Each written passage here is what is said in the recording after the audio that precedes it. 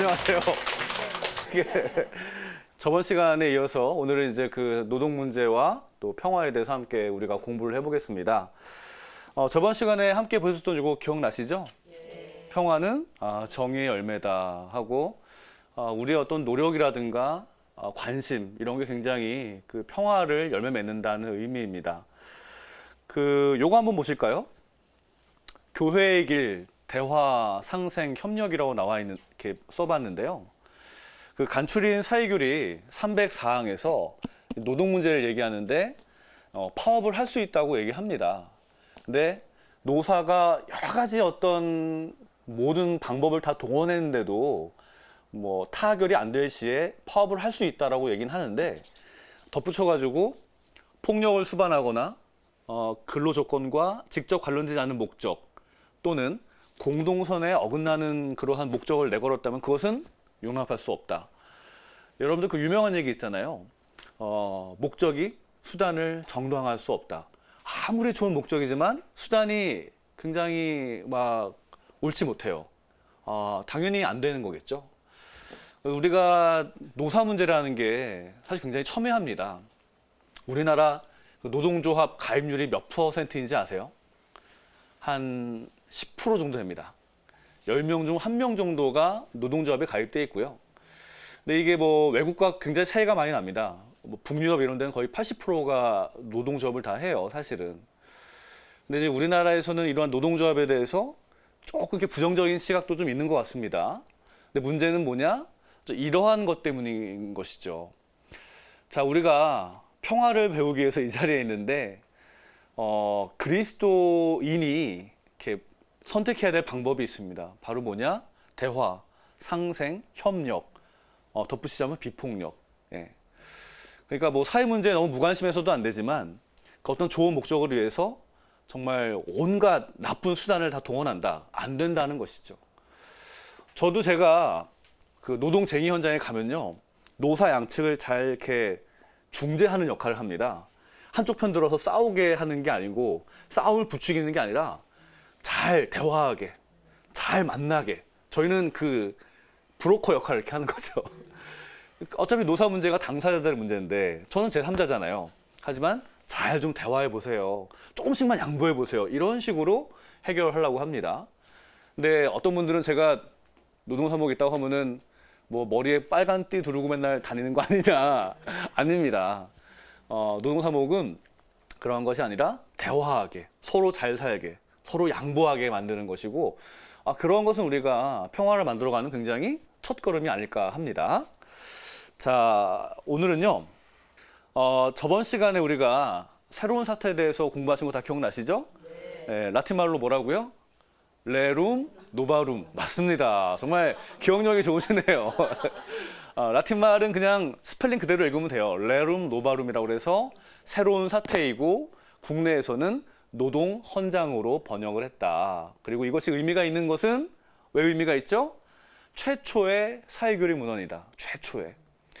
산업화가 한창 진행될 때 많은 사람들이 막 너무 열악한 데서 막 애들이 굴뚝에서 일을 하다 다치고 죽고 막 쓰러지고 이러니까 교황님이 노동자의 권리가 얼마나 중요한 것이냐. 노동조합도 있어야 된다. 이런 얘기를 했던 것이 새로운 사태 1891년에 발표하신 회칙이고요. 굉장히 중요한 것입니다. 자, 이분이세요. 인자하신 할아버지이신데 정당한 임금을 착취하는 것은 하느님께 복수를 호소하리만치 중대한 과오이다. 이거 2016년 사회교리 주간에 만들었던 동영상의 일부인데요. 정당한 임금을 착취하는 것 얼마나 잘못된 것인가 말씀하시면서 결국 이것은 뭐냐? 노동자들의 당연한 권리가 보장받아야 된다. 이것을 얘기하는 것입니다. 자, 통계표를 좀 보시겠는데요. OECD 국가 연간 노동 시간입니다. 왼쪽에 있는 것은 한국노동사연구소에서 2015년에 만든 자료인데 한국이 연간 노동 시간이 2285시간으로 1위를 차지했습니다. 그러니까 굉장히 높죠? OECD 평균이 1770시간이에요. 거기에 비해서 한 500시간 더 길고요. 독일 같은 데는 연간 노동 시간이 1300시간 정도입니다. 거의 2배 정도 차이가 나는 거죠. 네, 2배 정도. 그리고 오른쪽에 있는 것은 연합뉴스 그 통계인데 노동시간과 실질 임금에 대한 얘기를 하는데 여기 보시면은 노동시간이 굉장히 길어요. 이건 2016년 자료인데 한국은 2위인데 2113시간입니다. 작년에 비해서 좀 줄었죠?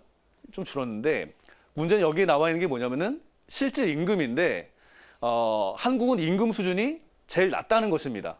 그러니까 이 표는 뭐냐면은 한국 사람들은 전반적으로 일은 많이 하는데 월급은 적다라는 것이죠. 그러니까 일한 시간만큼 돈을 많이 못 받는다는 것을 얘기하는 것입니다. 결국 노동 시간을 그래도 우리가 강조하는 것은 건강권과 직결이 되기 때문에 그렇습니다. 그냥 보통 일도 굉장히 오래 하면 힘들잖아요. 근데 위험하고 힘든 일을 오래 한다. 더 문제가 되는 것이고요. 이따가 저희가 산업재 함께 보겠는데 한국이 또 불명예스럽게도 산재 사망자가 제일 많은 나라입니다. 그렇게 연결이 됩니다. OECD 회원국별 연간 노동시간 나와 있고 지금 쟁점이 되고 있는 주 52시간 근무에 대한 이제 신문 기사인데요. 뭐 우리나라에서 이게 아주 첨예한 문제가 되고 있죠. 그러니까 52시간을 하는 게 맞다 안 맞다 이렇게 논쟁이 굉장히 많은데 여러분들 어떻게 생각하십니까? 52시간이 많다, 적다에 대해서 어떻게 생각들 하시나요? 네. 다 개인의 견해가 식견이 있으시겠지만 제가 늘 말씀드리는 것은 장단점과 다양한 면을 동시에 봐야 된다는 것입니다. 근데 정부에서 주 52시간 하는 것을 굉장히 반대하는 사람도 많아요. 특히 사업장에서 반대를 많이 합니다. 반대하는 이유는 노동시간을 딱 정해 놓으면은 어떻습니까? 회사 입장에서는 일을 더 시켜야 되는데 못 시키는 거잖아요. 그러면 사람을 더 뽑아야 돼요, 사실은. 그러니까 고용을 더 해야 되니까 비용 부담이 발생합니다. 그런 어려움이 있어요. 그런데 일하는 사람에게는 좋을 수도 있고 나쁠 수도 있어요. 일을 적게 하면은 돈을 덜 받아요. 그렇죠? 근데 일을 많이 하면은 돈은 더 받겠지만 힘들죠. 이거를 좋아하는 사람도 있고 싫어하는 사람도 있어요. 하지만 정부에서는 왜 이것을 이렇게 합니까? 건강권 때문에 그래요. 그러니까 여러 가지 가치들이 충돌을 합니다. 돈이냐, 아니면 내가 그냥 나는 일을 덜 하더라도 이렇게 행복하게 살겠다. 저녁에 있는 삶을 살겠다. 이런 행복권이 막 충돌하는 거예요. 하지만 그 중에서 제일 중요한 가치가 뭔지를 식별해야 돼요. 우리 그리스도인에게도 이러한 것이 강요됩니다. 우리에게 제일 중요한 것은 인권과 사람, 생명 이러한 것들입니다. 뭐 이런 것이 중요하지 않다고 그러면 그냥 뭐 일 많이 해도 상관없죠. 상관없는데 결국 우리 그리스도인이 식별하고 선택하고 판단해야 되는 기준은 뭐냐? 인권과 생명이다. 여기에서 일단 출발을 해야 합니다. 자, 구체적인 사례로 좀 들어가겠는데요. 뭐라고 써 있죠? 2016년 10월 26일 혼술남녀 조연출 이한피 PD 사망 사건이라고 그래서요. 그때 TVN에서 제작하던 그 프로그램 그 혼술남녀의 그 이한피 PD가 자살을 했습니다. 근데 천주교 신자예요. 성당 열심히 다니던 훌륭한 학생이고 심지어 서울대를 나왔습니다. 이 어머니는 역시 신자예요. 어느 중학교의 교감 선생님이세요. 여기 동생이에요. 동생도 연대 다닙니다. 제가 다 아는 사람들인데 이때 연락이 왔어요. 저희한테 도와달라고. 근데 이 사건이 과연 쟁점이 뭐였냐? 이 사건이 그때 당시에 굉장히 사회적으로 뜨거웠습니다. 젊고 앞날이 창창한 PD가 왜 자살을 했는가? 굉장히 이제 사회적으로 굉장히 문제가 됐고 제가 처음엔 잘 이해가 안 갔어요. 아니 왜 자살을 하지? 왜? 그런데 문제가 뭐였냐면은 결국 이한피 PD는 그 방송 제작 환경의 불이함을 고발하기 위해서 자살한 거예요. 네, 정말.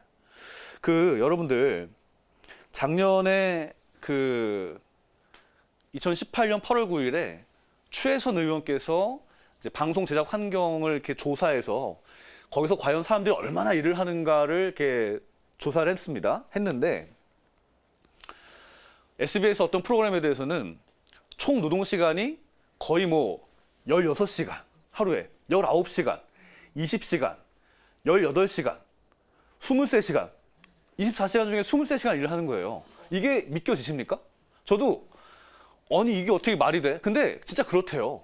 막 밤샘 촬영, 정말 무슨 뭐 끝도 없어요. 일이 끝도 없고, 뭐 그 밖에도 어떤 프로그램인데 뭐 22시간, 19시간, 8시간 막 이래요. 시작 시간, 종료 시간 이렇게 딱 따졌을 때. 그러니까 제일 적은 게 12시간. 또 이게 또 문제가 뭐냐면은 각 방송사의 정규직, 비정규직 그 고용 동향을 파악한 건데, 여기 보시면은 간접 고용 비율이 있어요. 간접 고용이 뭡니까? 비정규직이라는 소리예요. 특수고용, 비정규직, 프리랜서. 한마디로 뭔가 딱 내가 속해서 일을 하는 게 아니라 뭐 그때그때 일감에 따라 일을 하기도 하고, 그리고 내지는 계약직으로 일을 하기도 하고. 근데 그런 비율이 뭐 15%, 17%, 27% 굉장히 높습니다, 사실은. 그러니까 사실은 이렇게 방송 제작 환경이 굉장히 어려웠고요. TVN 그때 당시에 이한비 PD가 왜 자살했는가? 일도 많이 하는데 또 무슨 뭐 부당 노동 행위가 많은 거예요. 갑질, 폭언, 인격모독, 너무 많으니까 이 이한비 PD는 자기 월급 받아서 무슨 뭐 어려운 사람들을 도와주는 그런 착한 청년이었습니다. 그런데 어느 날 자살을 했어요. 이것들을 고발하기 위해서. 그래가지고 그때 막 청년 유니온을 비롯해서 여러 시민사회단체가 모여가지고 진상을 제대로 조사하고, 그 다음에 이런 일이 다시는 일어나지 않았으면 좋겠습니다. 재발 방지를 요구하면서 한 5, 6개월 활동을 했습니다. 활동을 했고 무슨 기자회견도 많이 하고요.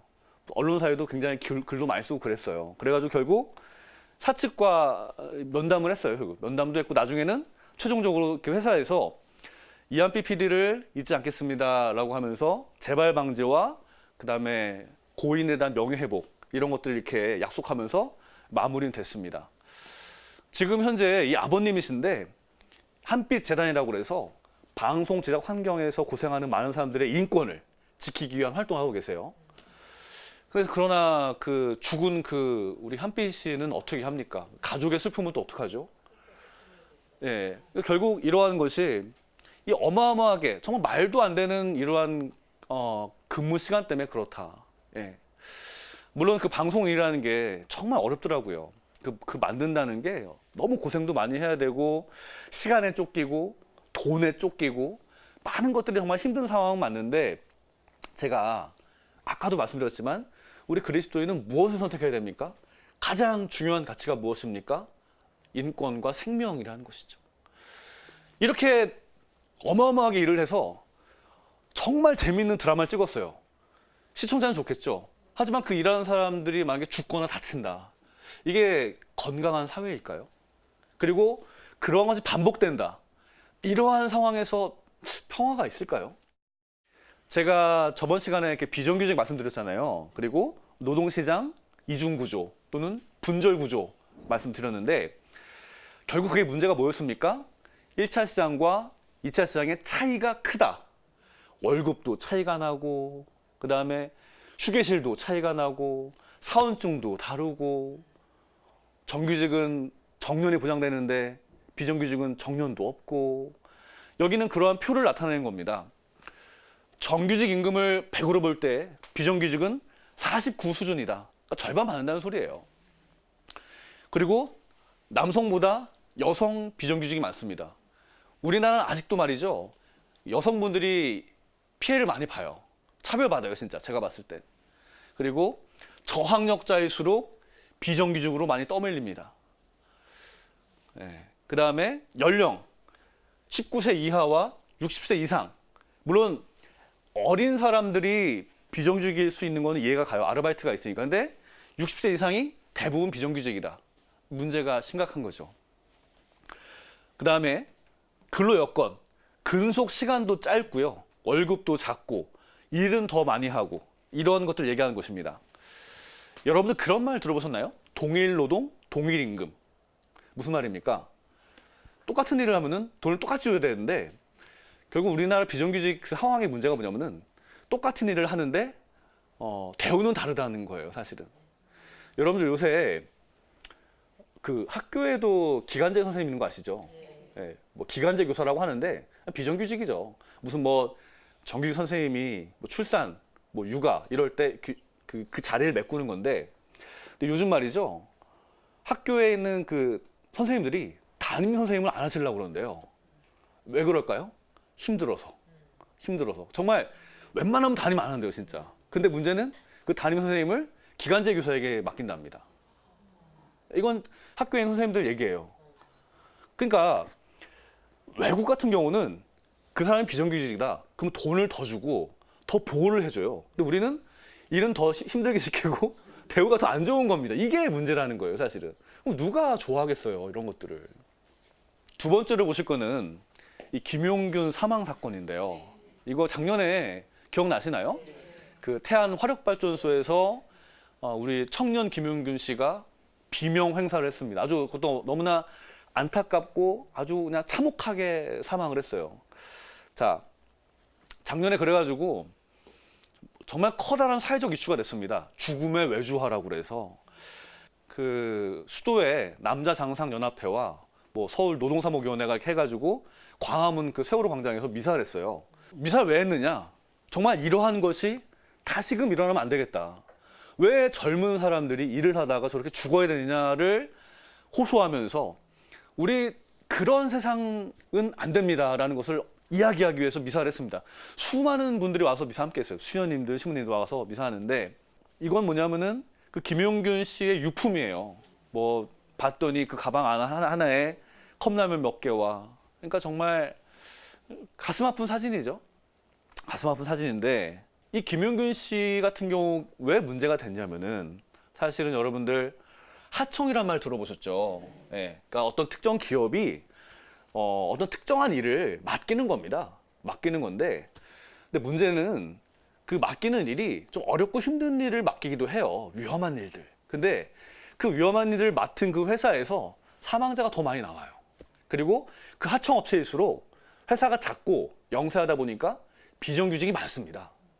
그러니까 어렵고 힘든 일을 하면은 더 보호받아야 되는데 오히려 어렵고 힘든 일은 더 다른 데로 떠미는 형국이 되는 거고 그 떠맡은 사람들은 비정규직, 저학력, 미숙년 이런 되게 취약한 사람들이 이런 걸 맡게 되는 거예요. 그래서 그 당시에 죽음의 외주화를 멈춰라 해서 정부에서는 이제 근로감독을 좀 강화하고 뭐 이런 것들을 함으로 해서 좀 이렇게 일단락은 됐습니다만 하지만 역시 그 죽은 사람은 어떻게 합니까? 그래서 어떻게 되돌릴 수 있죠? 이건 말이죠. 우리나라 그 산업재해 사망자 현황인데요.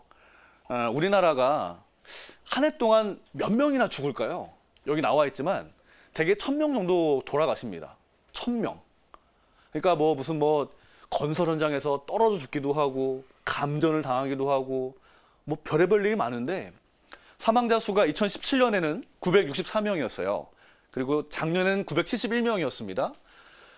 그러니까 이것도 우리나라가 굉장히 높은 수치예요. OECD 중에서. 산재 사망이 너무 많다. 이것은 이제 산재 사망이 2003년부터 2017년에 이르기까지 좀 줄긴 했어요. 문제는 하청 소속 비율이라고 해서 안전관리 업무를 위탁하는 비율이 높아진다. 그러니까 해가 갈수록 어렵고 힘든 일들을 더 작은 회사로 떠맡기는 그런 하청, 외주화가 많다는 것을 보여주는 것입니다.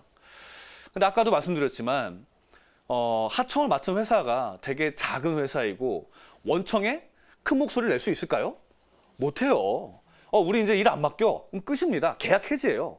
그게 무서우니까 사실은 자기네가 힘들어도 할 수밖에 없는 것이고 아까 그 태안 화력발전소 같은 데는 감독 결과 거의 뭐 1000건 가까운 위반 사례가 있었습니다.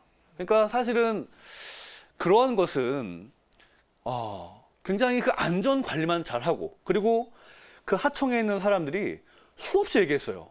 이거 고쳐달라. 이거 2인 1조를 해야 됩니다. 이거 이렇게 하면 안 됩니다라고 수없이 얘기했는데 다 묵살당한 겁니다. 실제로 그 발전소는요. 김용균 씨 외에도 8명이 더 죽었습니다. 그러니까 결국 뭔가 이렇게 시스템 자체가 굉장히 불안정한 거예요. 첫째, 뭔가 약한 사람이 보호받지 못한다.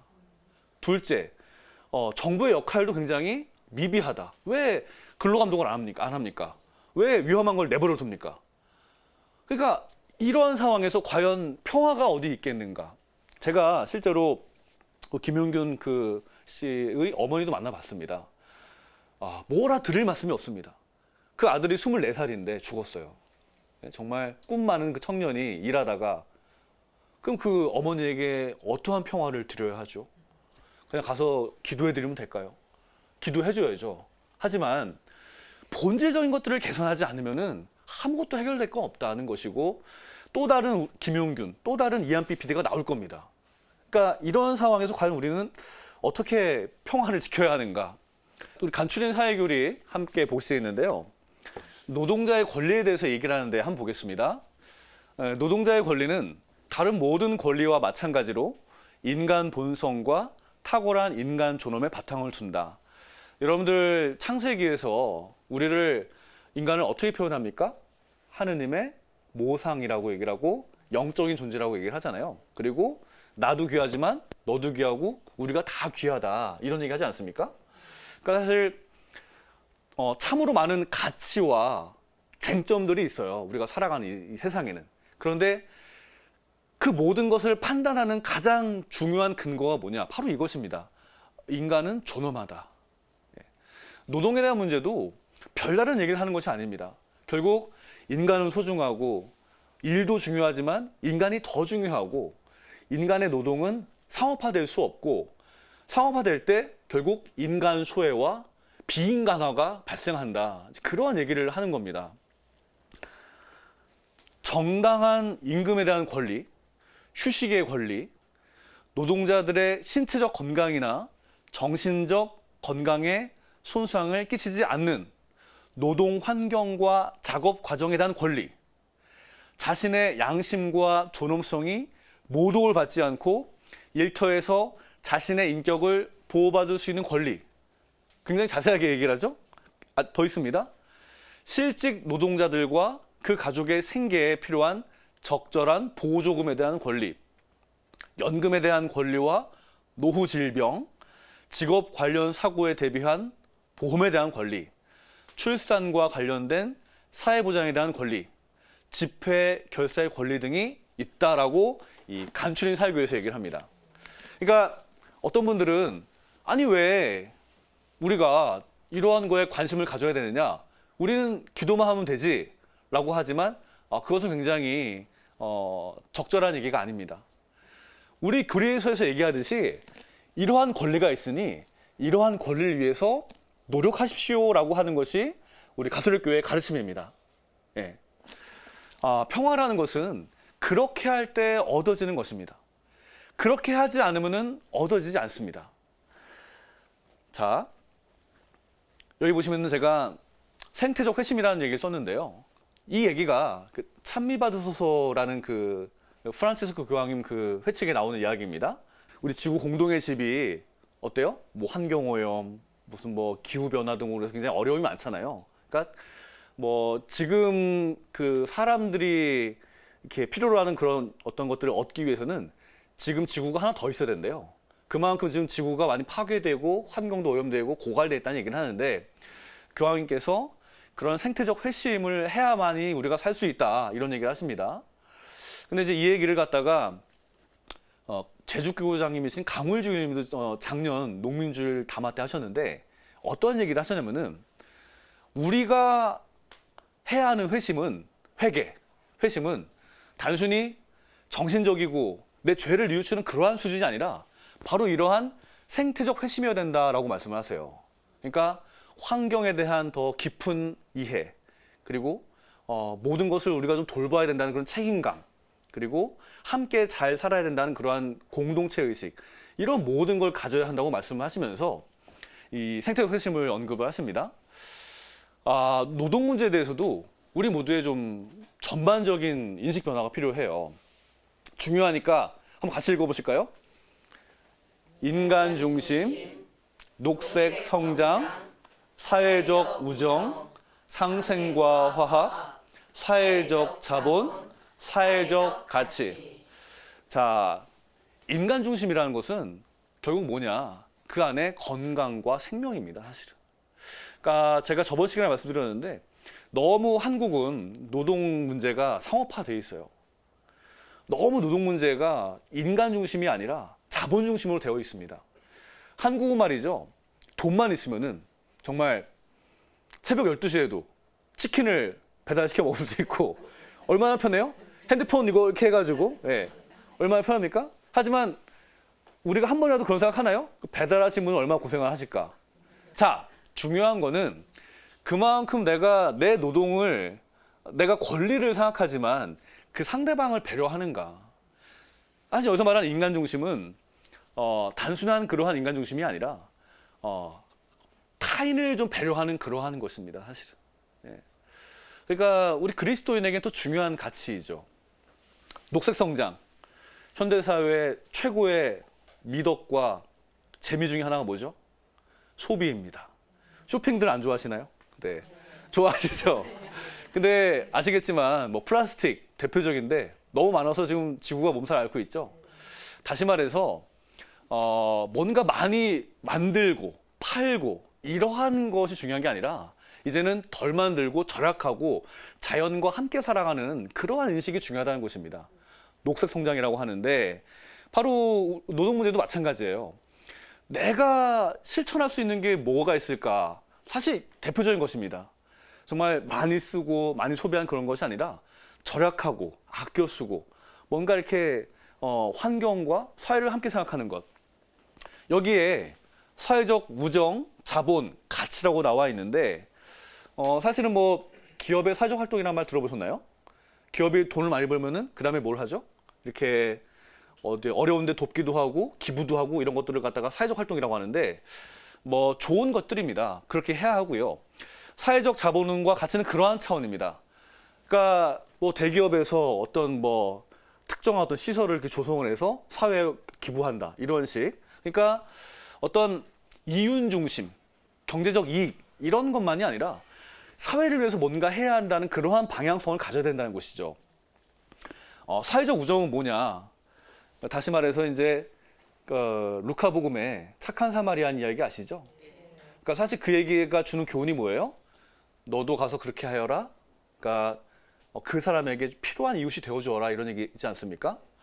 사실 우리 그리스도인에게 요구되는 아주 굉장히 중요한 덕목인데 타인의 어려움에 공감하는 것입니다. 사실은 제가 노동사목을 하다 보면은 어려운 환경이 많이 가요. 사실은 쟁의 현장이라고 하고 그러면 이제 뭐 대개 노동자들 파업한다 그러면은 사실은 그걸 이렇게 곱게 보는 사람도 별로 없어요. 아유 저것도 파업하냐 뭐 이렇게 보시기도 하는데 근데 이제 그걸 좀 자세히 보면요 정말 그 사람들이 그렇게 할 수밖에 없기 때문에 하는 이유도 있습니다. 예. 근데 이제 우리는 너무 덮어놓고 비난하고 이렇게 이럴 수도 있는데 저도 여기 와서 알았어요. 아 이게 진짜 그럴 만한 이유가 있구나. 물론 뭐 최근에 언론에 나오는 그 유성 기업이라든가 그다음에 이제 현대중공업 같은 데가 그 언론에 정말 그 문매를 맞았어요. 근데 8년간 그 사람들이 사실은 어마어마하게 더 부당한 행위를 받았는데 그거 한번 사고가 터져가지고 다른 이렇게 언론들은 정말 그 노동조합이 정말 죽을 죄를 진 것처럼 보도를 합니다. 물론 뭐 사실이긴 해요. 하지만 그게 다가 아니라는 것이죠. 그러니까 우리는 뭔가 좀 이렇게 냉정하게 식별하고 자세할 필요가 있는데 그것과 함께 그들이 비록 내가 모르는 사람이지만 어려움을 겪는 사람에 대해서 우리가 뭔가 기도해주고 관심을 가져야 된다. 이것이 굉장히 중요한 것입니다. 상생과 화합은 뭐 아까 앞에서 말씀드렸죠.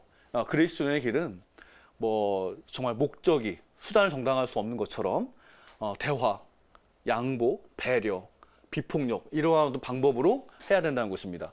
이러한 것이 될 때 우리의 삶과 우리 공동체, 사회에 어떤 평화가 있을 것입니다. 자 이제 정리를 하겠는데요.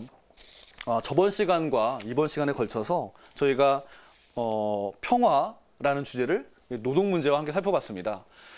세 가지를 강조해드리면 첫 번째, 노동 문제는 굉장히 우리의 삶과 밀접하다는 것입니다. 그래서 관심을 많이 가져야 된다 이런 것이고 두 번째는 옛날부터 제일 힘겨운 싸움이 두 개 있습니다. 자리 싸움과 밥그릇 싸움. 근데 결국 노동 문제는 말이죠. 양보하고 서로 이렇게 조율해야 될 문제예요. 그런데 어떠한 가치를 선택해야 되느냐가 중요한데 우리에게는 인권, 존엄성, 그 노동의 주관적 가치, 그러니까 노동 그 자체가 중요하다. 그리고 사회적 약자를 배려해야 된다. 이러한 식의 어떤 생각이 필요합니다. 세 번째로 이런 것들이 그냥 한 회의 방송과 그냥 강의로 끝나면 안 됩니다. 실천을 해야 하는데 여기서 강조해드린 것처럼 뭔가 현대사회에서 우리가 나의 권리만을 생각하고 또 무분별한 소비 이런 것들을 할 것이 아니라 누군가를 배려하고 그 안에서 함께 살아가는 사회를 만들어가는 것이 중요하다. 이런 실천이 중요하다는 것을 이렇게 말씀드렸습니다. 네, 이것으로 이제 모든 준비된 강의는 마치겠는데요. 정말 우리가 노동 문제는 굉장히 중요합니다. 많이 관심을 갖고 항상 지켜봐야 할 것이고요. 또 그 안에서 여러분들의 작은 실천들이 분명히 그리스도의 평화를 이 세상에 가져오는 중요한 역할을 할 것입니다. 예, 함께해 주신 모든 분들 감사드리고요. 여러분들 모두에게 하나님의 축복이 가득하길 빌겠습니다. 예, 고맙습니다.